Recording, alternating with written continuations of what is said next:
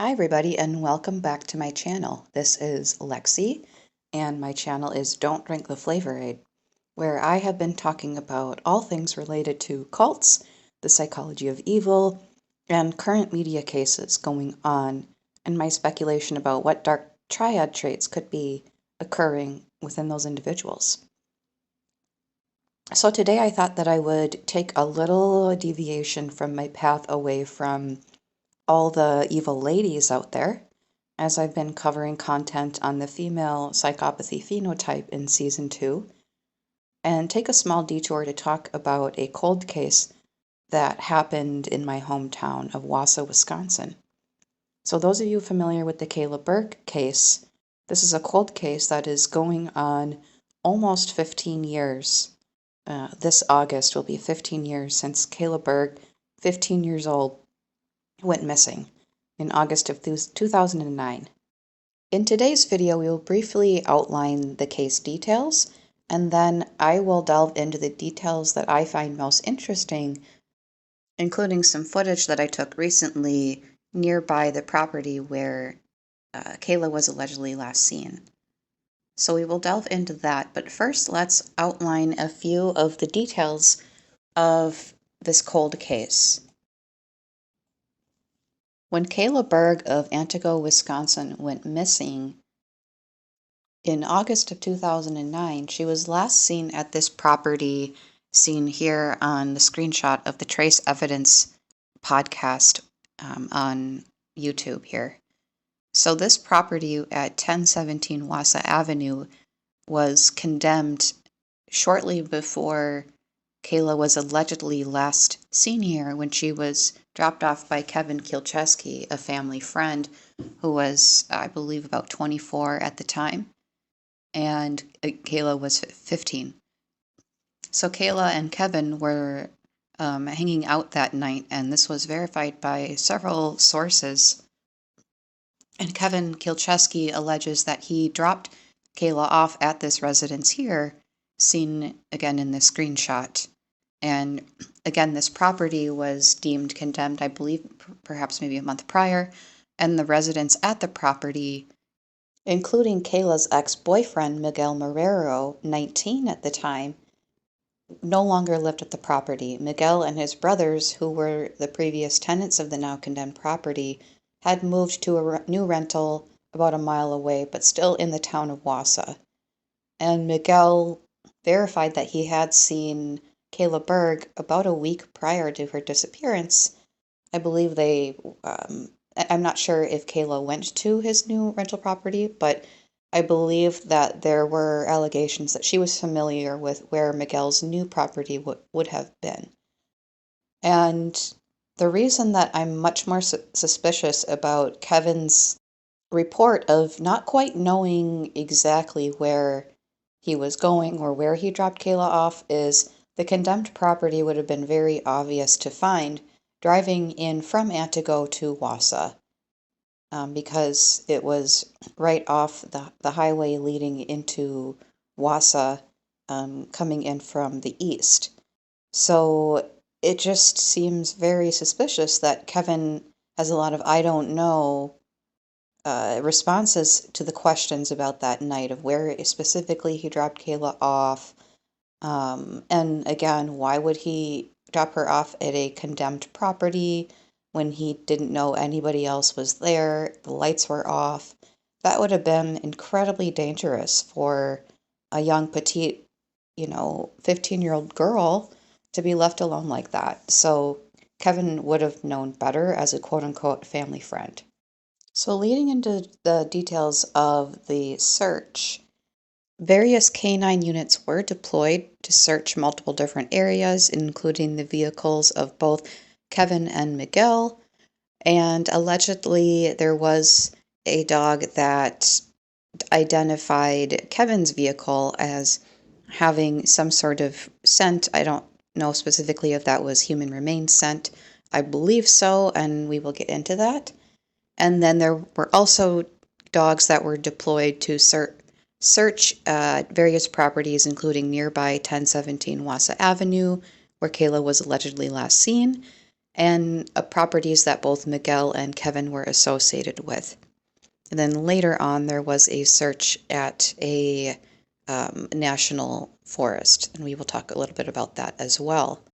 From what I read, there was a vehicle lineup of 10 different vehicles that included Miguel's vehicle and Kevin's vehicle, and allegedly the dog determined that there was some sort of scent attached to Kevin's vehicle. And I believe again that this was possibly human remains detection, but again, we will get into those details a little bit.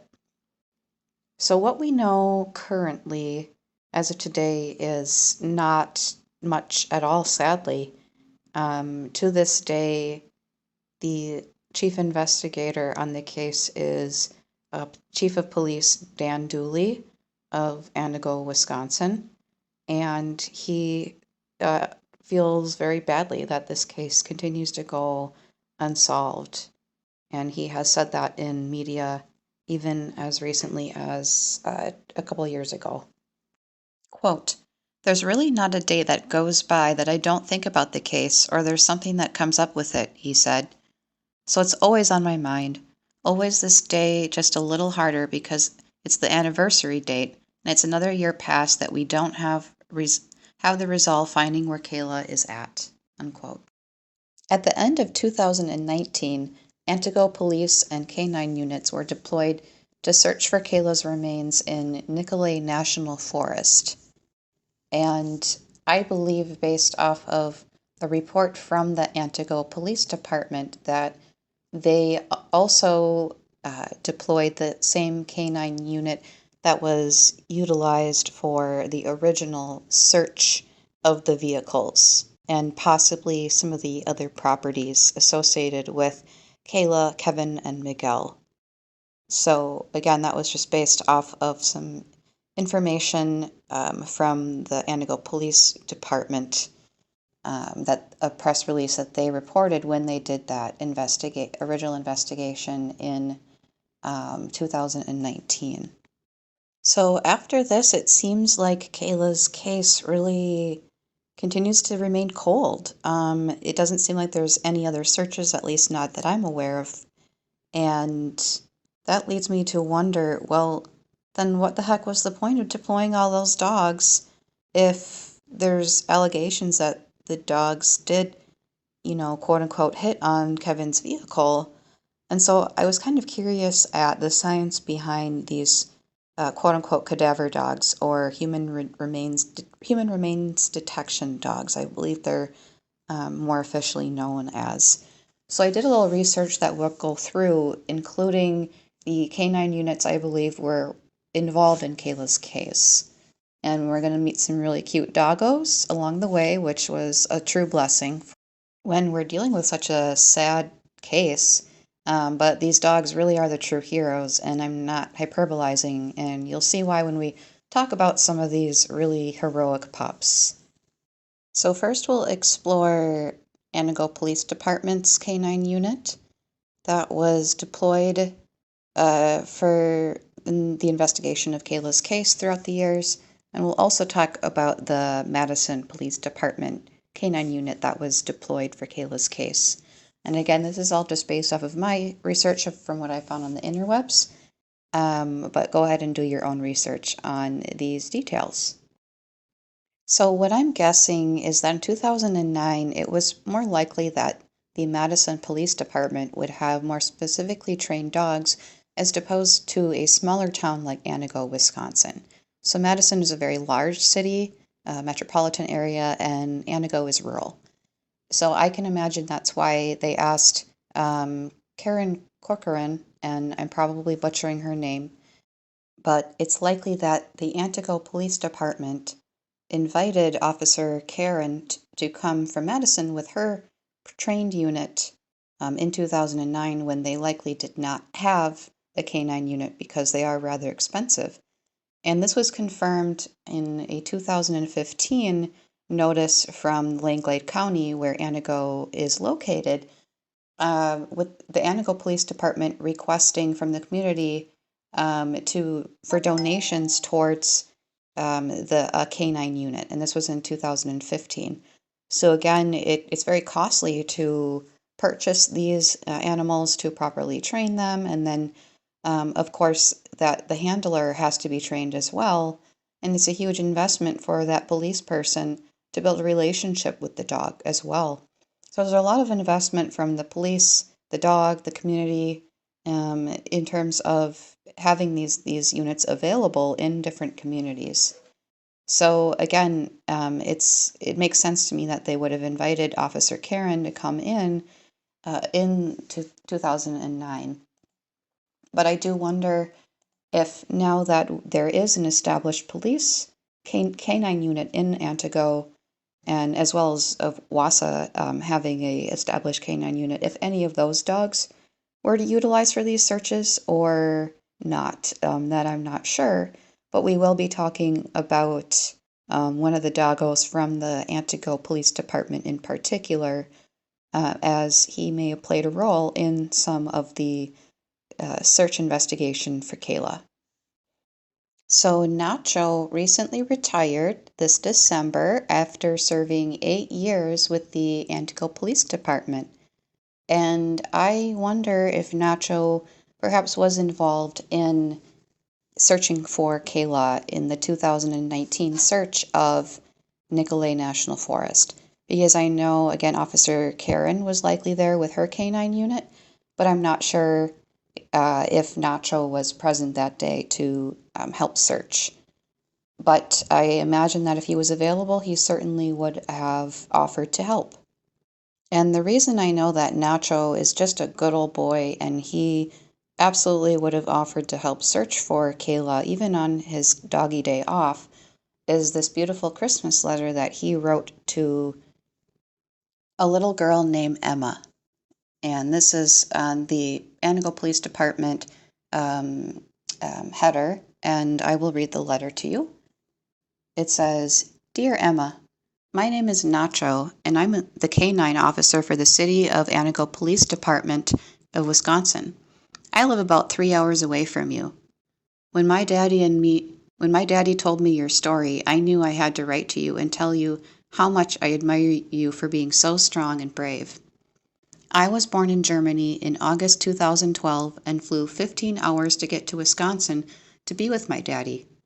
I started with the Antigo Police Department in October of 2015 and have been having a tail-wagging good time since. I love going to work with my daddy every shift and assist in catching bad guys.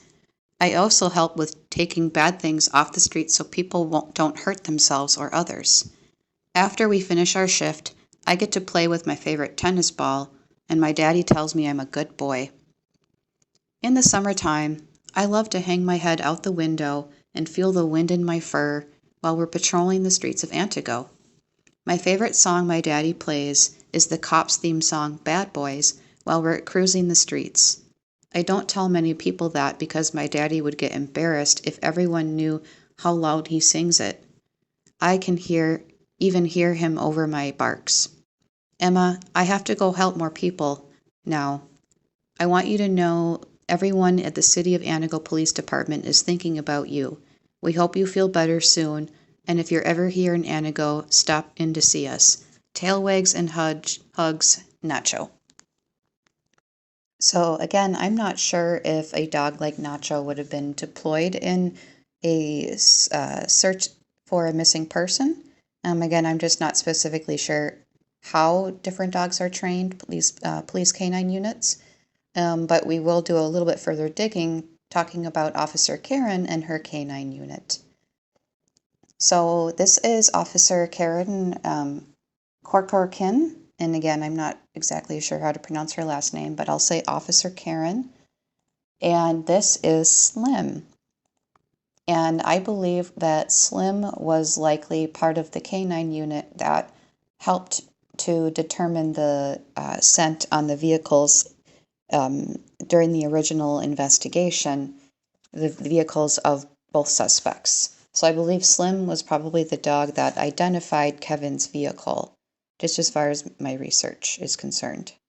So this is Slim's biography. Slim was imported from the Netherlands to Sanford, North Carolina. Karen and Slim began their training at the Tar Heel Kennels in February of 2009. Slim served the City of Madison Police Department for over 10 years, or 70 dog years, and deployed on over 1,700 calls for service. Slim retired in January of 2020. Slim died on December 27, 2022 at 14 years old. Ironically, Slim died the night after his dad, Wade's last shift as a police officer. Karen can't help but believe that Slim wanted to know his dad was safe. Aw. So Slim was again another really good boy and likely involved during, again, this original investigation of the missing persons case of Kayla Berg. And that reason being just the timeline adds up, this being Karen's very first dog that she was trained to handle for this specific purpose. And we will go into Slim's origin and his training with Karen. So first, let me read you a little bit about Officer Karen. She's the founder and owner of K9 Search Solutions, LLC. She is also a retired Madison police officer with 30 years of law enforcement experience, including 10 years as a full-time patrol canine handler. Her love of dogs and her fascination with the power of their noses has been the driving force behind her work with dogs. Karen began novice dog training in 1989 in a variety of arenas, including obedience, Schutzhund, guide dog training, and foster care. And Schutzhund, from my understanding, is some sort of specific obedience training, I believe, question mark.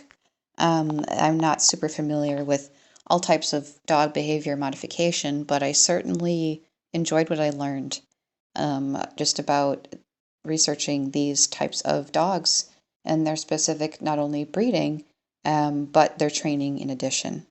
So I can't confirm this for sure, but I believe that Slim was probably adopted from the, and I'm going to butcher this, Chien Policier Belgian Malinois, which is a German-owned business for European Belgian. They are a European Belgian Malinois breeder. So Belgian Malinois looks similar to a German Shepherd, but if you see Slim's face and you compare that with other Belgian Malinois, you'll see he likely is one of these dogs adopted or purchased from this breeder, and they seem to be an incredibly reputable breeder. Again, the business owner has an incredible wealth of experience with these dogs, and again, Slim was essentially, he immigrated here from the Netherlands to be trained at the Tar Heel Academy with Karen, Officer Karen, in North Carolina. So I will link the website to this breeder below so you can look at these beautiful doggos. I'm not going to go into all the specifics about the specific breeding and where specifically do these Belgian Malinois come from and how are they selected for these traits and all of that, but suffice it to say Slim was likely bred specifically for the purpose of being a police dog, whatever that might be. And then he went on to train at the Tar Heel Academy, which we will talk about next. So the Tar Heel Academy offers police canine training, and they say on their website that Tar Heel K9s Police Canine Training Program is based on 3 principles: quality, knowledge, and service. And it looks like they've been in the business for quite some time providing these trainings, as we'll look at one of the course syllabi. So I was kind of curious, what does a police canine handler learn, their first class? So if we look here at the course syllabus for the Tar Heel, this is the Police Canine Handler course outline. So this would be the very first course, and this was, let's see, a 6-week course that a handler and the dog would take.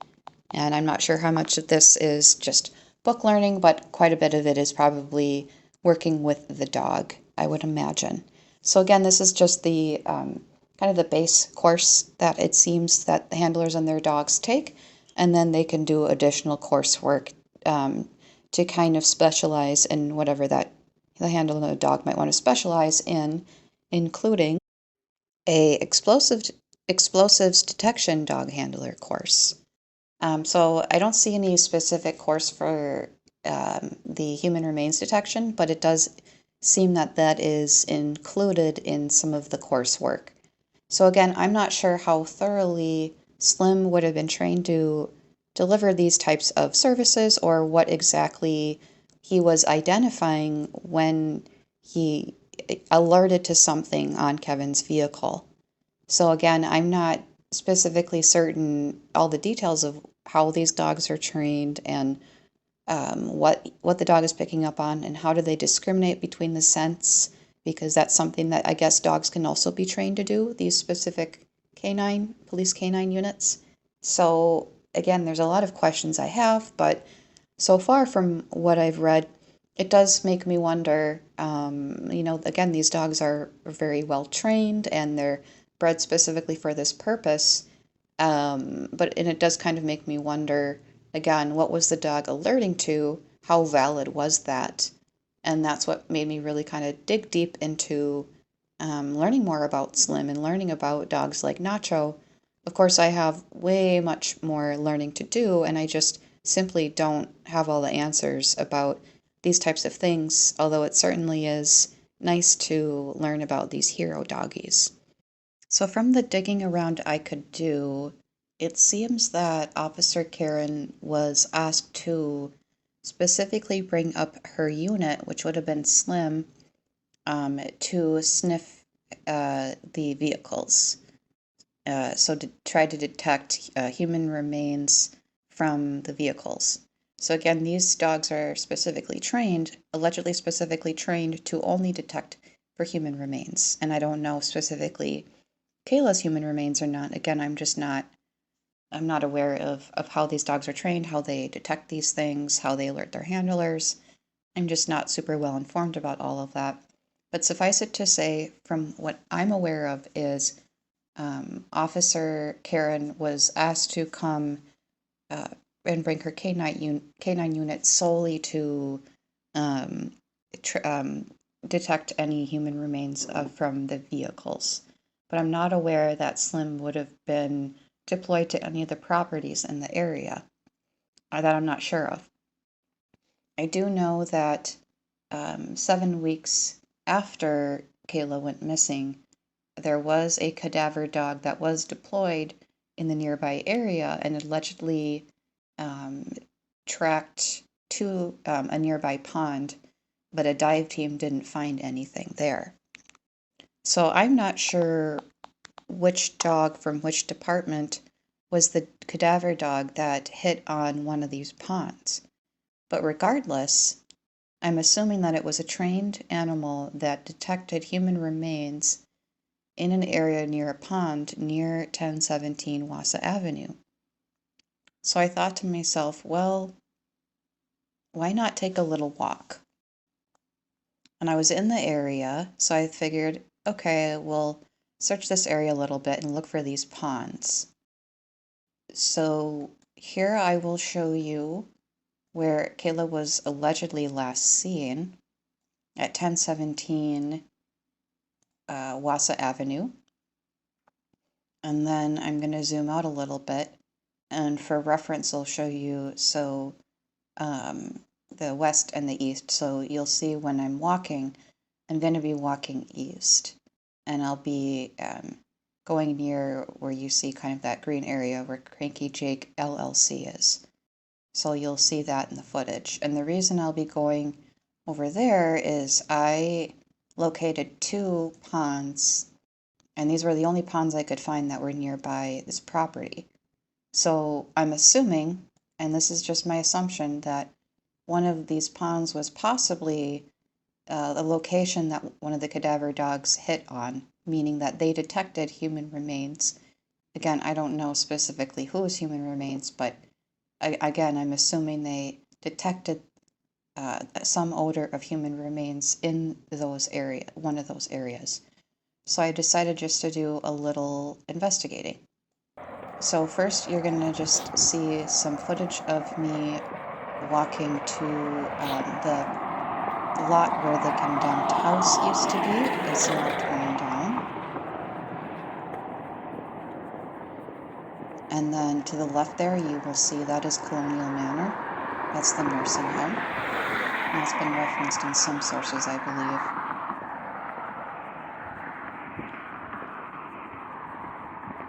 And then you will see, here's the property, you'll see that realty sign. You'll see me stumble around with the camera a little bit.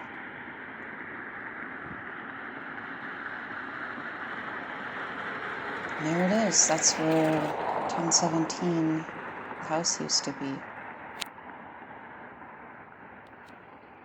Alright, so now we will move forward. And I'm going to be showing you the first area near the first pond, which is kind of more like a marsh. But I will show you some footage here of me taking this path here that I've outlined. So here we are, we're walking near those apartments.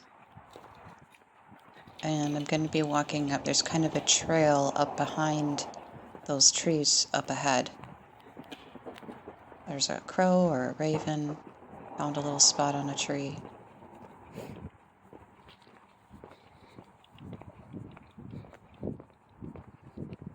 And then we're going to be seeing what I love to see. A little bit of garbage there in the gully. Gross. Not cool. Not a fan of that.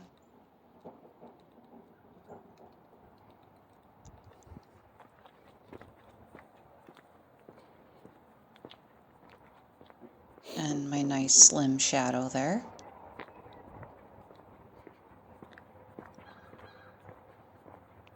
And then this is where we found this kind of eerie little path. Travel up there, there's some like random rubble. Getting like some Blair Witch vibes. And more cinder blocks and random rubble.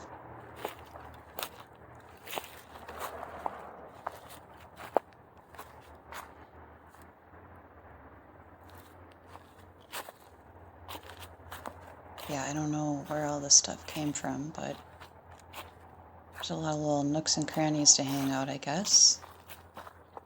So I just kept walking, meander.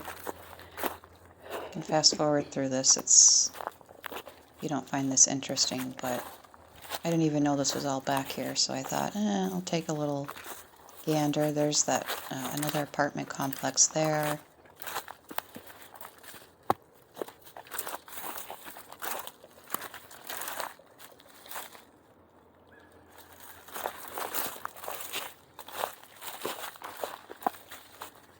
And then eventually here I'll end up turning around.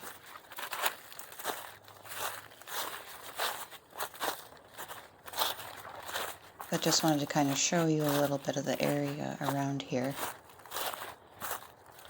Like some a little walking path, a little areas to hang out, especially if the trees aren't so bare. Might be somewhere kids or teenagers might kind of just hang out and chill. Alright, so now we're walking up Barker Avenue towards the pond. As you can just see, there's some Grinch Christmas decor there in the lawn.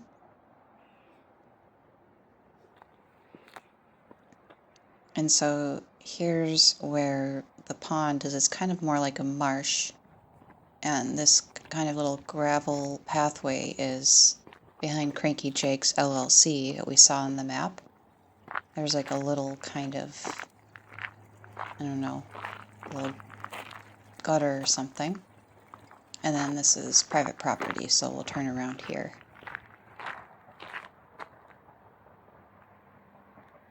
Alright, so then moving forward, we will look for the second pond.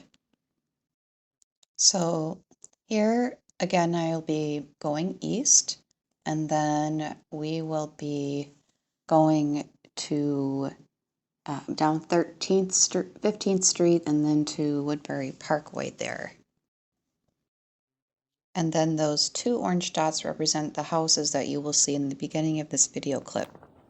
And as I walk down Woodbury Parkway, you're going to see a lot of underdeveloped property, a lot of trees, and then on the right-hand side here, you'll see that it kind of goes down into somewhat of a valley there. And then I will walk towards this property where there seems to be just a little pond there, and I think maybe that's the pond they're referring to on the map, but again, I'm not quite certain. So then it just leaves me wondering, well, what pond did the dogs hit at, and what did they smell? What did they find? So that's probably going to keep me up tonight, but at the end of the day, I am very glad that these dogs have done the work that they've done, and I'm very grateful for the officers involved that have taken upon this privilege and honor, but responsibility of building a relationship with a dog that can lead to solving these cases and keeping hard drugs off the street and all of these wonderful things that these dogs do for us. So, yeah, this was just very much an interesting deep dive, and I hope that for all of you out there who are interested in this case, that you maybe found a little glimmer or nugget of something interesting here for what it's worth. So please give me your feedback. I'd love to hear it in the comments. Give me a like or a subscribe if you found any of this one iota of amusing, informative, or mediocre. You also let me know that too, because I'm open to helpful and respectful feedback. So without further ado, I will let you go for this evening, and I will hopefully hear from you soon. Bye.